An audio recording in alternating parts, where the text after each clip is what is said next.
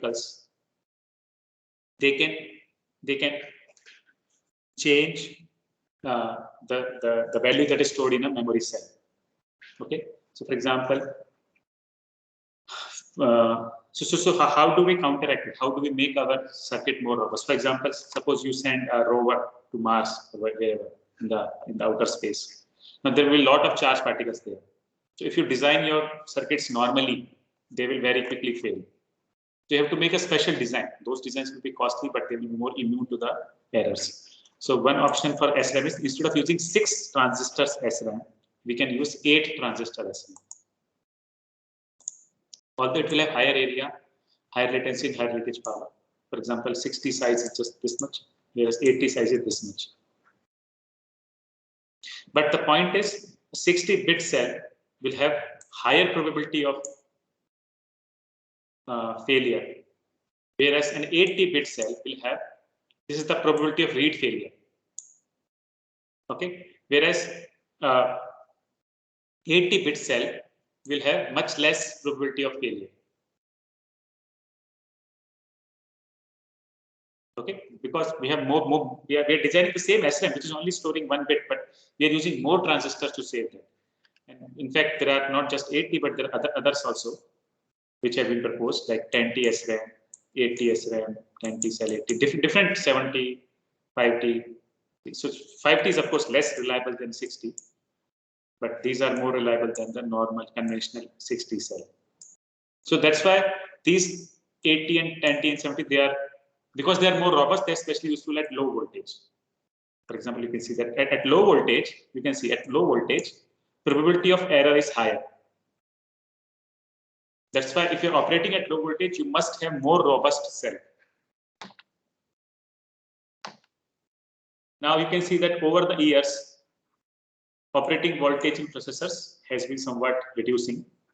For example, previously we were operating at between 2 to 1. Here we are operating around 1 volt or less. Okay, and if you see the Cerebras one, here, let me show you why I'm showing it. First point, this I want to, yesterday I spoke about it, fault tolerance. Right now we're discussing this, right? So here you can see we are using redundancy approach. We have this one extra row. So if any computing unit or any processor, any core becomes faulty, we reconfigure so that we start using this. We starting using this core. Okay, so this is one. Now, yeah, so this Cerebras runs at sub-threshold voltage. That means at very low voltage. There is a whole topic about sub-threshold voltage and so on. For our sake, we can just take it as a, actually it means below the threshold voltage of the transistors. So it means that it operates at low voltage. Okay, so you need some special, techniques to operate it.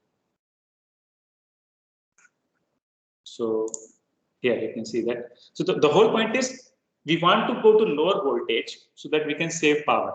But because of that, reliability issues become more complex. That's why we may have to use 8T instead of 60. Another technique, general technique for reliability is called triple modular redundancy. Here, 3 systems perform a process and then we have a majority voting system. So if a single system fails, other 2 systems can correct and mask the fault. Okay. So here, whatever is the majority opinion, that's what we take. So our assumption is that only one person will be wrong. Majority will not be wrong. Okay. That's why it's called majority's authority. Isn't it? We call it majority's authority. So see, in worst case, it can happen. These 2 are wrong, right? These 2 are wrong, and this is correct.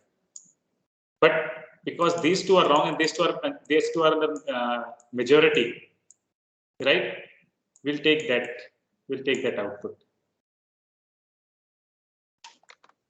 Okay, we'll take that output. So that is one of the limitations. But see, the catch point is that if gate number 1 and gate number 2 they are wrong, usually even if they are wrong, they will not be wrong and make the same mistake. right? That's the insight we use to detect whether somebody is doing plagiarism. If two students have made the same mistake, maybe highly likely they have cheated. If they make a different mistake, we are fine. We don't say you have cheated. But if they are making the same mistake, that because mistakes are unlikely to be same for two students. So that's the idea. So I hope you understand the basic idea of majority gate. It's very, very simple. Now in DRAM, on using normal refresh rate, all cells retain the data. That means if you refresh every cell after 64 milliseconds, there will be no loss of data. But if you refresh less frequently, then some cells will lose their data. Okay, in this way we can make sure that we need to maintain at least certain minimum refresh rate. We can't refresh less frequently. Just like our memory, if you refresh probably every week or something like every month or every semester, you will not forget the concept. But if you refresh it after maybe 2 years, then the previous thing you learned, you forget. You have to start from the beginning. That's why they say your gate score is only valid for 3 years or 5 years, because after that you have to give it again, because the assumption is that after that whatever you learned you have forgotten. Okay. So now this was the background. Now let us see some techniques. Okay, so here it is criticality aware detection. So as I said, there are some people who are VIP, some people are like ordinary people. So those who are VIP, we don't want to we don't want to allow any harm to them. So we'll make special efforts to protect them. Other things which are maybe normal, we will not make any special effort to protect them. So we can map more resilient neurons to less reliable hardware. See, the idea is some neurons are inherently resilient. So we don't need to make any special effort for them. We can map them to less reliable hardware. So the whole point is, what is my goal? My goal is that I don't want to spend too much for reliability. If something is already resilient, why spend extra efforts for them? Okay, store MSB in DRAM regions with normal refresh rate and LSB in DRAM regions with low refresh rate. So can anybody explain to me what is the logic behind it? Anupam or Ashish?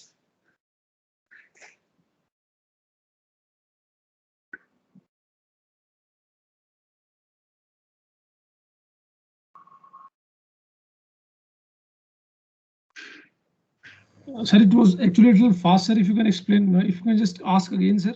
The DRAM. Okay. See, whatever I'm trying to speak, that is already written on the slide. I'm not speaking anything extra. So my question is, here our claim is that if we store MSB in DRAM regions with normal refresh rate, and if we store LSB in DRAM region with low refresh rate, we get more secure. We get more.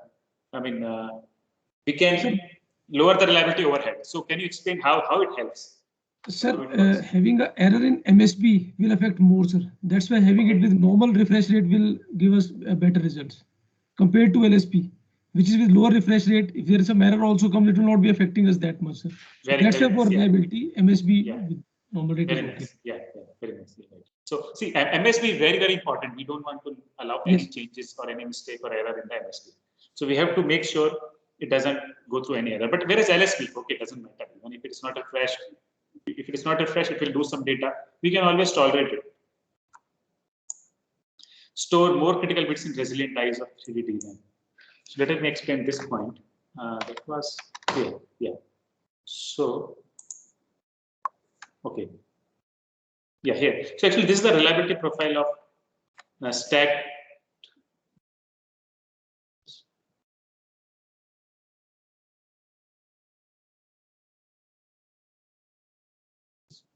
This is C.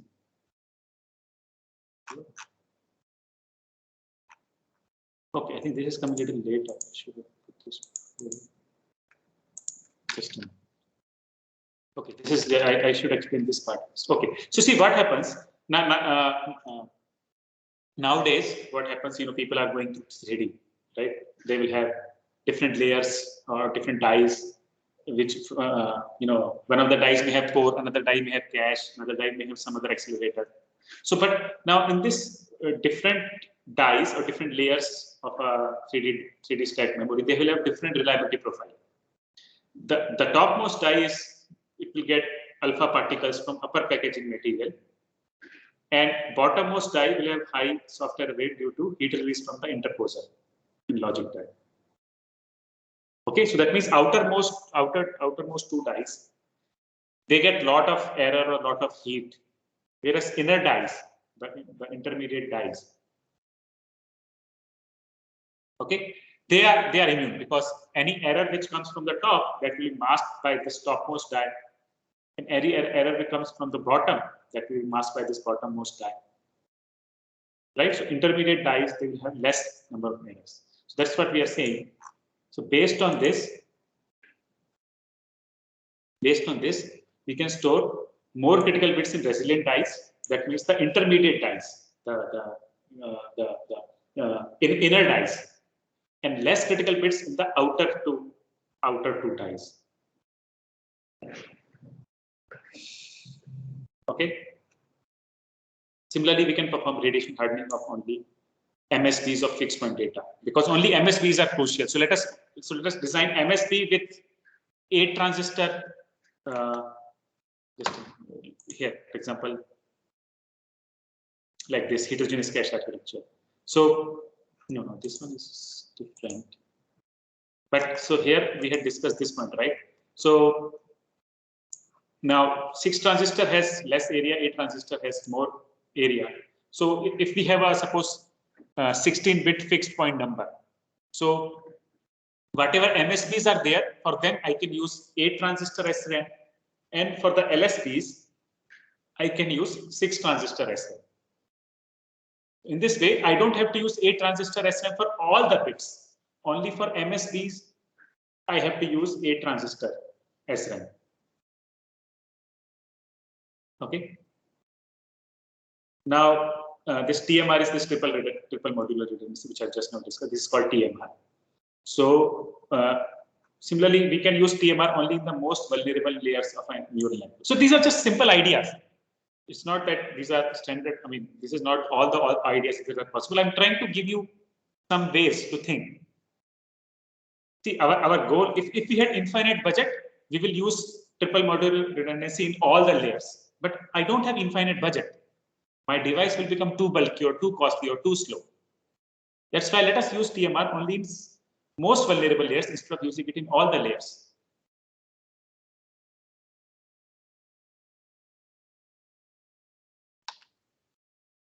Okay, so here is a heterogeneous cache architecture. So here, for example, here you have cache phase. So instead of using 10 transistor SRAM for all the cache phase, let us use it in only few ways. And then whatever is the critical data, I will move it here.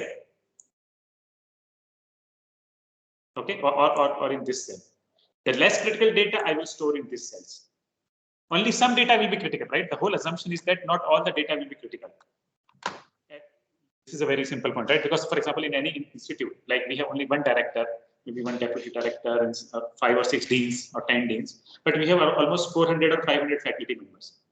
So if you see this faculty member as an ordinary person and directors of maybe VIP, so only VIP needs to get a high degree of protection. But based on this idea, you don't have to design all the cells with 10T. Only a few data will be most crucial, and that you can store in this 10T cell.